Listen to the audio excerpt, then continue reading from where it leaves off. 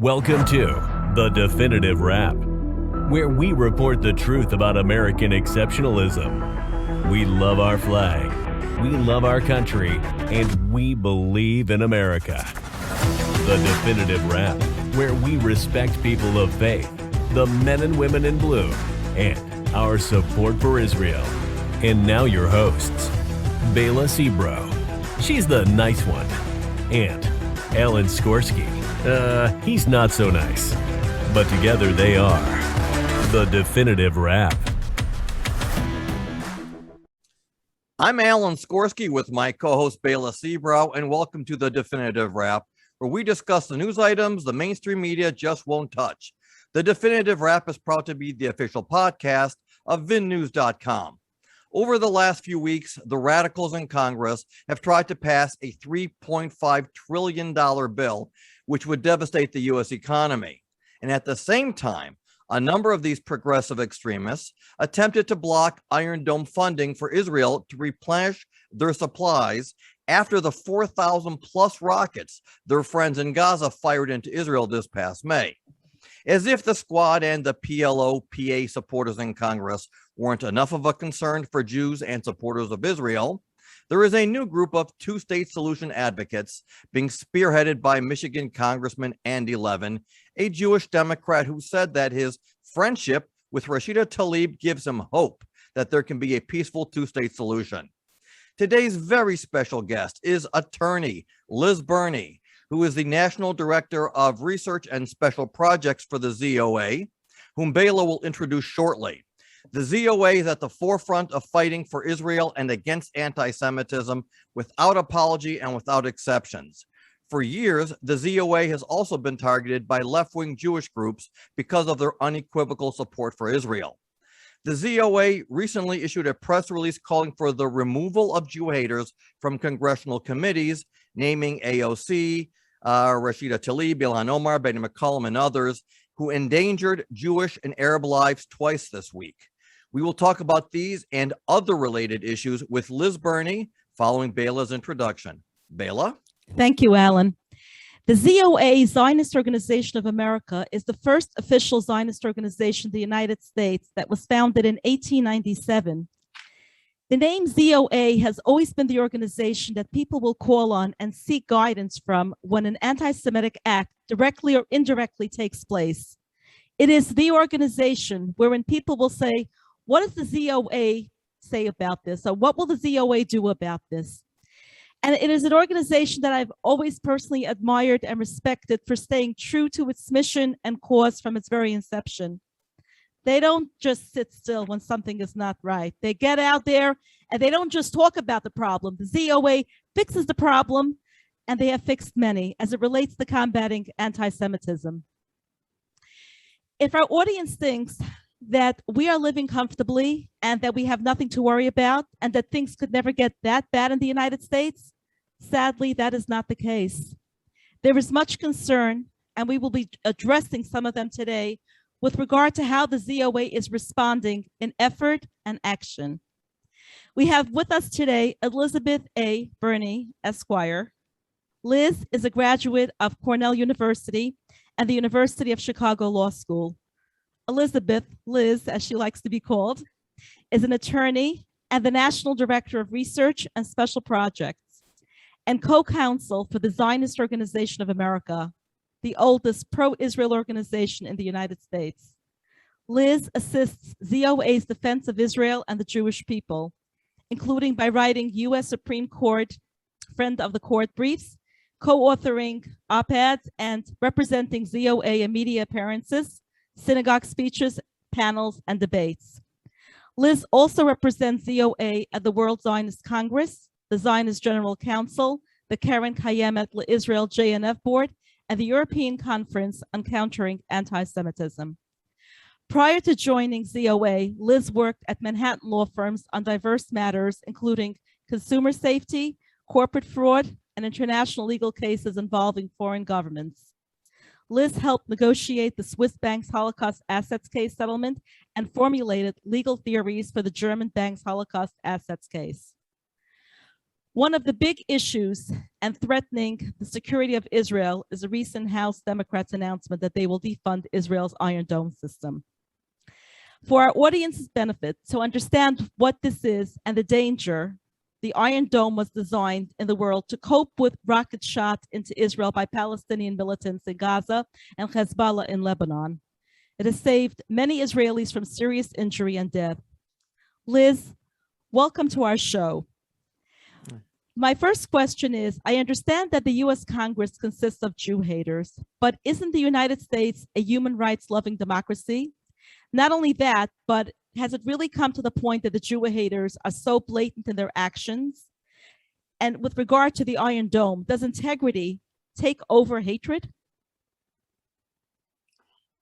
Well, I think that the Jew haters are basically the squad, and we all know who's on that, AOC and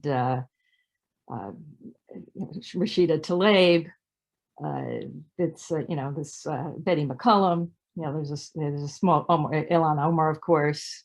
There's a small group of them, but unfortunately has been expanding. That are the major source of the problem here. I did want to mention you mentioned rockets fired from by Hamas in Gaza and by Hezbollah from Lebanon, but we also now have a third front in the rocket fire on Israel, which is Iranian rockets coming from Syria. They haven't been, there haven't been as many as, the 4,369 rockets that came from Hamas in the space of, and Palestinian Islamic Jihad, which also works, is also shooting rockets into Israel from Gaza, which came during the space of just 10 days in May. And there have been some rockets since then fired from Gaza after the so-called ceasefire, which Hamas and PIJ never abide by. But you also have the problem now with Iran, shooting some rockets into Israel and into the Golan Heights, the Israeli portion of the Golan Heights. So this is three fronts that you have to deal with, where you really need to have Iron Dome. An Iron Dome, of course, when a rocket is fired at Israel and it looks like it's heading for a civilian area rather than an open field, Iron Dome will track the rocket and explode the rocket in the air so that it doesn't do any harm. It's purely a defensive weapon. And as the head of ZOA, Mort Klein, said when he appeared on Newsmax to discuss this recently, anybody who opposed this really just wants more Jews to die. This is a totally defensive weapon. And unfortunately, some of the rockets actually make it through Iron Dome. One of the things that Hamas did was that it would fire in this period in May. It was firing salvos of 50 rockets at a time to overwhelm the Iron Dome system. So, and some of the rockets made it through. In fact, 12 Israelis were killed. I believe it's over 350 were injured. Billions of dollars of damage was done to Israeli properties and buildings and synagogues and schools. And that's just from the 10% of the rockets that made it through Iron Dome when Hamas tried to overwhelm the system. And this needs to be replenished. It's very disappointing that and what happened, to give your readers, your listeners a fuller explanation, was that the squad insisted that the small amount of funding to replenish Iron Dome must be taken out of a larger bill. And the Democratic leadership ended up caving into them, but then they agreed to pass a standalone bill so that Iron Dome would be replenished. And that received bipartisan support, except for the squad. And now it's in the Senate, and hopefully we'll pass there. Right. Liz, one of the things that concerns me is that Jewish activists are always almost like using a fallback. The response was, but it's a defensive weapon, as if Israel has to justify why it needs Iron Dome to these people, as if being a defensive weapon was something that was going to get the squad to change their mind. The U.S. has an alliance with Israel. Israel has alliances with some of its neighbors, and now with the Abraham Accords. So for me, it's more of like, why do we even have to explain ourselves? Why do supporters of Israel have to say, well, we understand why you don't want money going to Israel, but this is defensive. If this was an offensive weapon, then maybe we'd have, reason to have a conversation. The U.S. already has a memorandum of understanding with Israel. The U.S. provides Israel with all kinds of armaments. And to me, the concern is that when we have to start explaining ourselves to these people, we're almost allowing them to guide the narrative. Like, this time it's a defensive weapon, but if it ever becomes an offensive weapon, then we can revisit this. I don't know what your thoughts are on that. I think, the fact that this is a defensive weapon doesn't mean that we don't support everything else. I mean, you have to take the offense when people are firing rockets at you also, and digging terror tunnels to try to go to Israeli nursery schools and kill or kidnap Jewish children. But you also, I think the fact that this is a defensive weapon just shows how extreme the Jew haters are in Congress, because the only reason for not supporting this is because you want more Jews to die. I also, you also have to look at what the alternative is to Iron Dome. And also, the same week that the Squad was opposing the Iron Dome, they also did something else. They opposed a sale to Israel of precision kits to make Israeli missiles more precise, so that Israel is able to take out the terrorists without harming civilians. They also incredibly opposed that weapon sale, and this has been going on since prior to the Hamas rocket 10 days of 400 over 4,000 rockets. That the sale to Israel was approved a week before that by the Biden administration, and ever since then, the Squad has been trying to oppose it. But they submitted, the exact same week that they opposed the defensive weapon, they opposed the precision offensive weapon, which actually saves Palestinian civilian lives. And what is the alternative to these two things? If you can't stop rockets from coming into Israel, if you can't precisely target the Hamas and the PIJ terrorists, then what's your choice? You'll have much more bloodshed. Are you going to have to carpet bomb Gaza? Are you going to have a full-scale ground war in Gaza?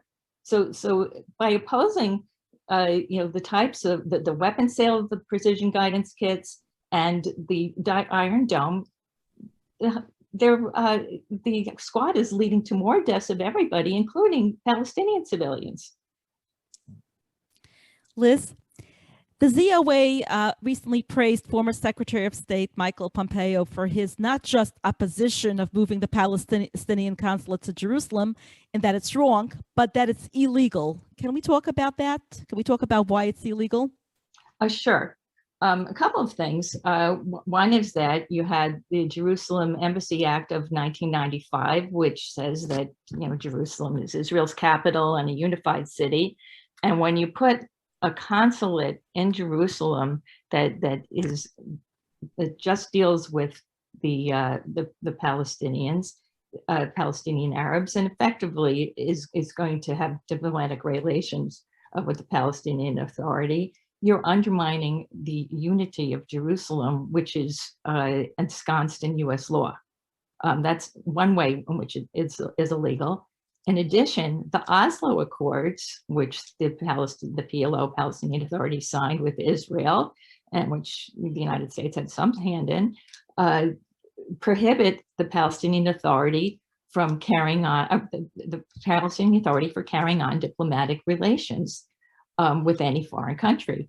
They're not a foreign government. They're just an authority.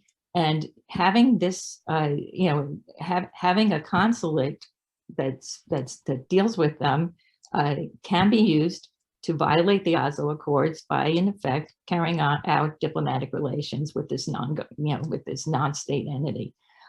So those are two ways in which it violates U.S. law and violates the Israeli PLO, Palestinian Authority agreements. And several people have spoken about this. Ambassador David Freeman also wrote an article about this, about why this is illegal. And and the Secretary of State, former Secretary of State Pompeo, just came out and discusses this week. And we're very happy that he's doing that and taking these rightful and courageous stands and pointing out the illegality of this. We've written a number of pieces about this issue. We're very concerned that President Biden stated that, oh yes, we're going to have the consulate there because we've made a commitment to the Palestinian Authority to reopen the consulate. And the Biden administration can't do this. This is another legal issue. The host country has to approve of any diplomatic facility. So Israel has the absolute right to say, no, we don't want this there. And when Biden administration and President Biden say, oh, well, we made this commitment, they cannot legally make this commitment. The commitment has to come from, the agreement has to come from Israel.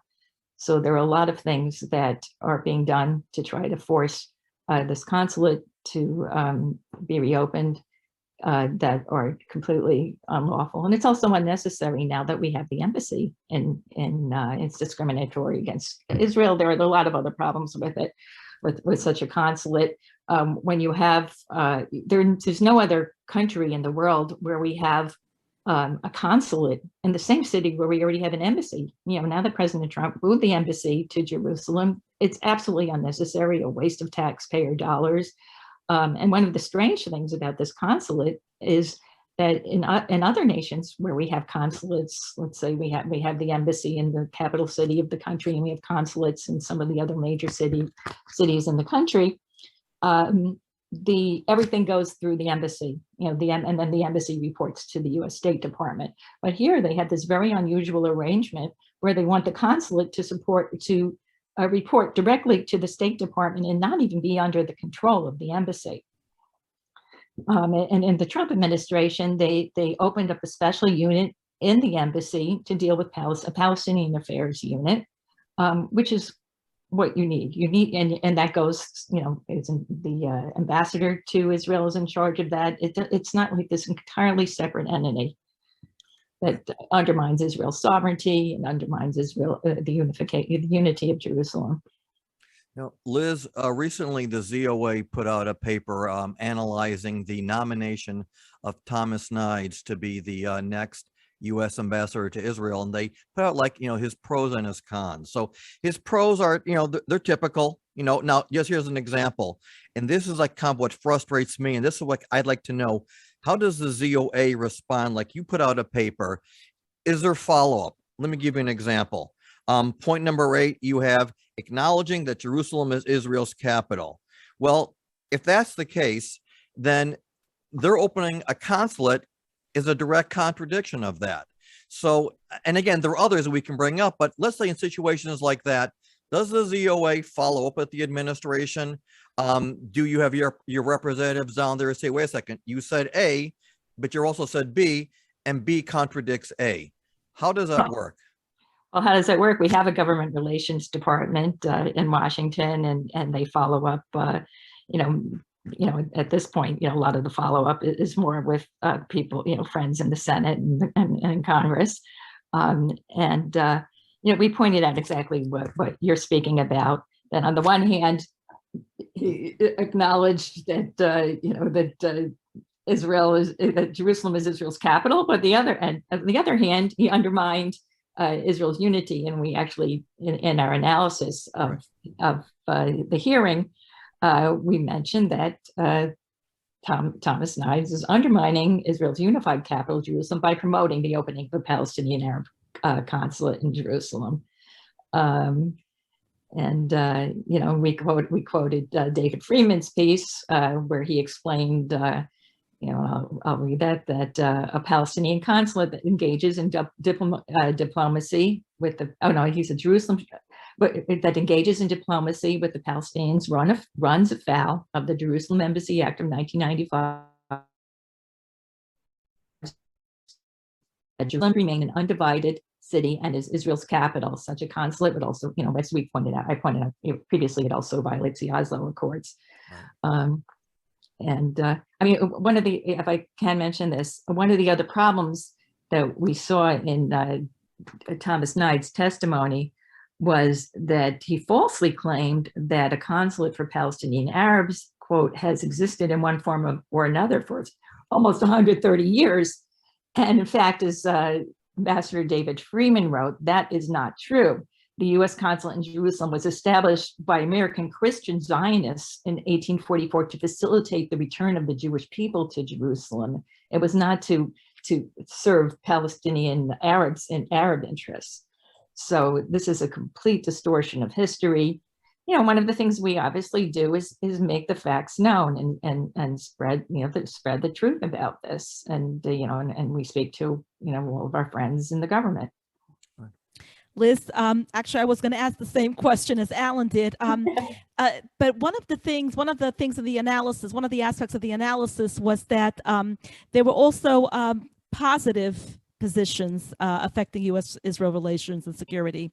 So before I ask the next question, can you tell us a little bit about the positive aspects? Oh, sure.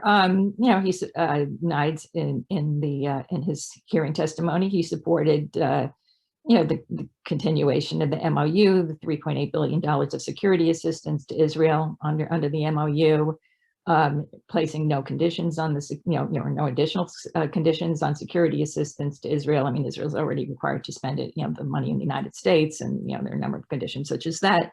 But one of the problems that the far left radicals or one of the things that they're pushing for, the Andy Levins and the Betty McCollums and so on, is to make all sorts of conditions, like Israel, can't use, if the United States had provided a weapon to Israel, a defensive weapon to Israel, Israel can't use it over the Green Line. So if there is a massive attack, Arab attack on people praying at the Western Wall, which is over the Green Line, then Israel can't use it.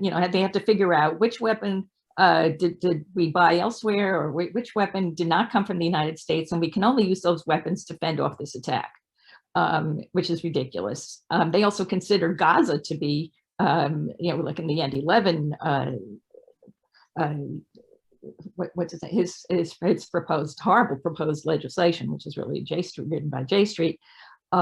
He's also considers Gaza to be occupied, even though every single Jew and even the cemeteries were pulled out of Gaza in 2005.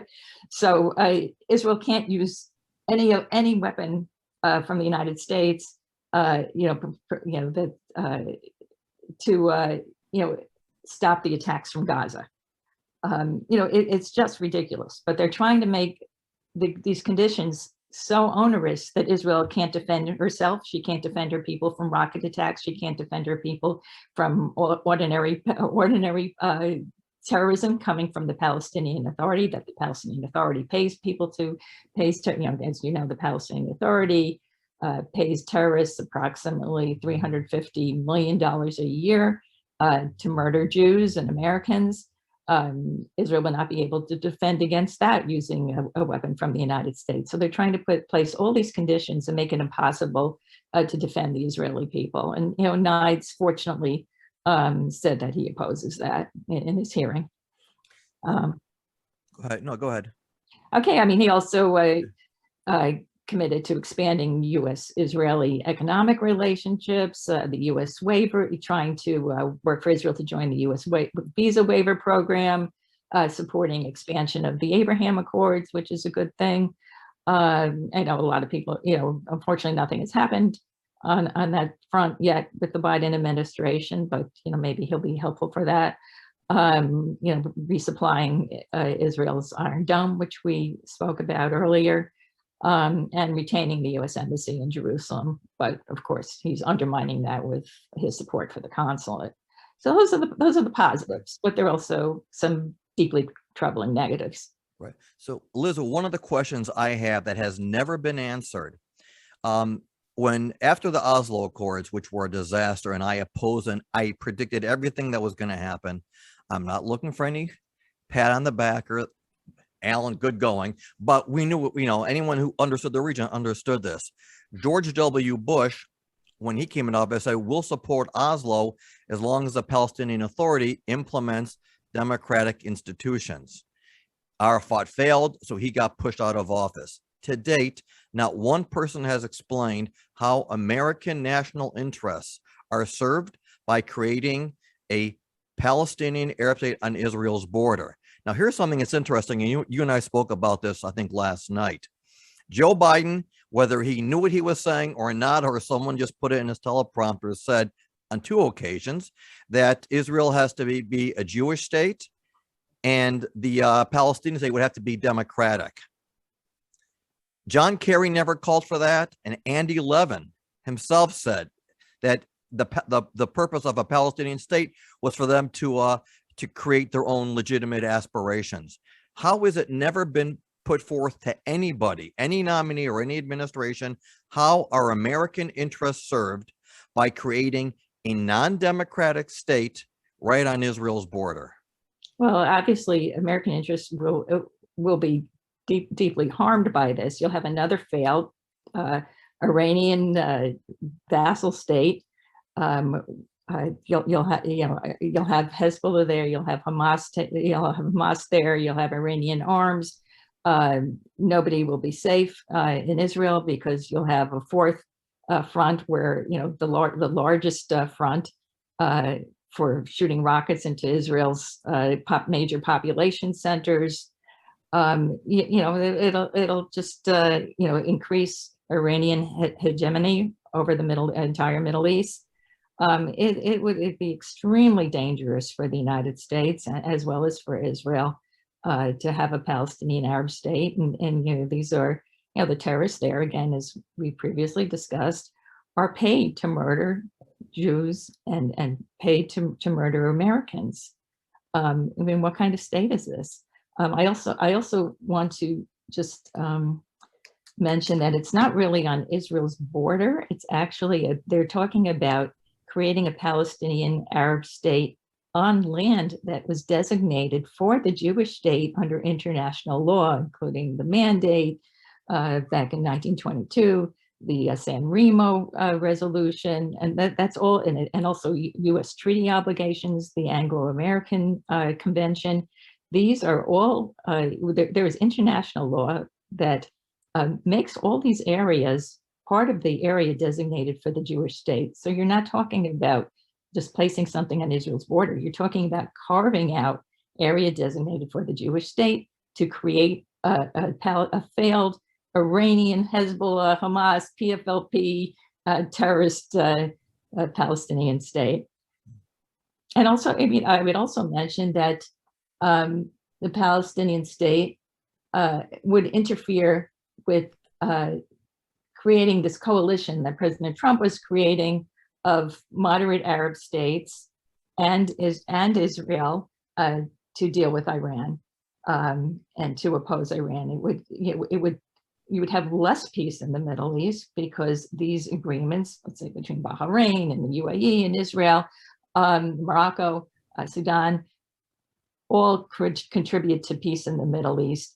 And the Palestinian Authority and Palestinians oppose these agreements. In fact, on the Temple Mount, they were attacking, the Palestinian Arabs were attacking visitors from the UAE and Bahrain because their countries entered into peace agreements with Israel. Right. So this just creates all sorts of problems. Such a state would create so many problems and really interfere with the security of the entire Middle East. Liz, last month, the California legislature passed a bill that would require all public school students to take a mandatory semester of ethnic studies. And California Governor Gavin Newsom is holding this bill, and he will decide whether to sign it or not. The ZOA went to task against it. Can you tell us why this bill is a concern for California and also for other states as well? Well, a lot of these ethnic studies programs are very anti-Semitic and anti-Israel. I mean, that's the basis of our opposition to it. And I think some of the worst, I think one of the worst iterations of this was turned down by the state of California, but then the the Muslim Hamas affiliated groups that have been pushing this still went on their own to many school districts and asked the school districts to still adopt the most extreme version of the ethics studies program, and have been persuading some of the school districts to do this. So this is very dangerous. It's dangerous for U.S. Jews, to be subjected to this. It's dangerous for all of us who love Israel and are tired of children being taught lies about the democratic, peace-loving state of Israel. Liz, there are a few questions I want to ask, and we have about 4 minutes left. One of my biggest concerns is how we are being so outmaneuvered by our enemies. It seems like the Free Palestine movement, they're always on offense and we are always on defense. And this California bill is a perfect example. They took the initiative and then we respond. How is it, I mean, in your opinion, I don't know if you agree or disagree, but it seems like whether it's the ZOA or all the other good Jewish groups are always reacting and we're never taking the step to do something. And so I don't know if you agree with that. I don't know if you have an opinion about that, but like, here's a perfect example. How did we find ourselves having to defend against this bill in California or even other events? Well, there's, I won't argue with you that the Hamas supported Palestinian Arab groups are very creative in finding ways to attack us. So, by necessity, some of what we have to do is defend. But we also do have our own programs, our own education programs and so on. We're also at a funding disadvantage. I remember years ago seeing that Hamas had spent, this is over decades ago, that Hamas had spent something like 25 million on its programs in the United States. It's much more than the budgets of, groups like ours. So please join ZOA if I can put in a pitch for that and support us. No, but I think we do tremendous work with the resources that we have. We just need more people to volunteer, get involved. And, we do whatever we can, especially in the area of education, to let people know the truth.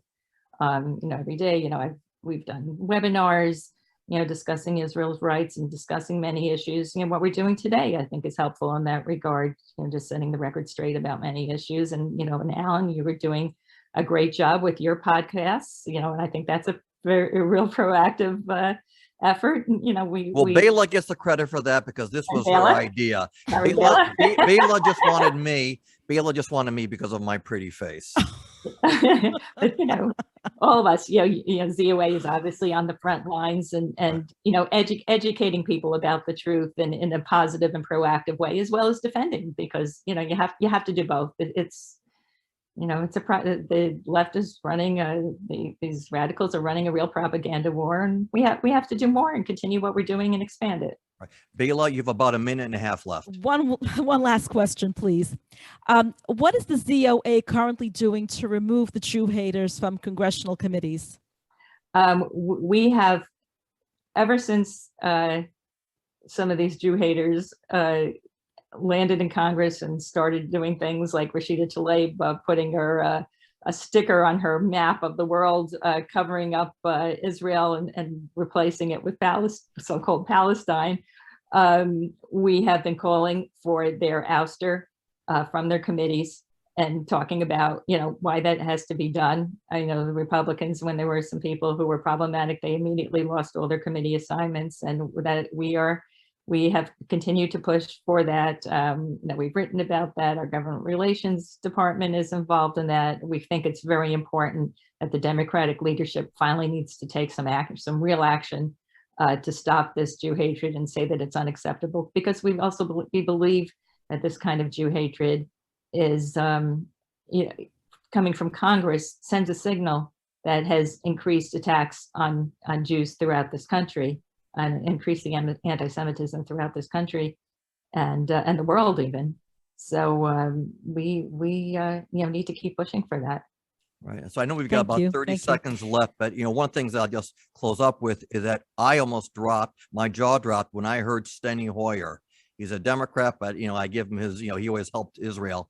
When he said, you may disagree with Rashida Tlaib, but basically she's a good person. And when I heard him say that, I said, now we're screwed. Yeah, when, you know, when people say these sorts of things, yeah, we have to combat them, you know, and there were a number of people, I mean, even like, I think the ADL praised Omar is fighting for justice. And, you know, and when they do this, you know, we challenge them on that. And we pointed out that she's not a fighter for justice. She's exactly the opposite.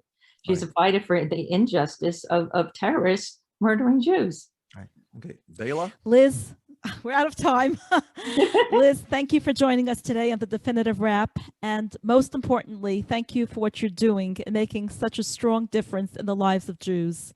Thank you for everything. Thank you for everything that you're doing. Thank you so much. And thank you to vinnews.com for our show being their official podcast. Thank you.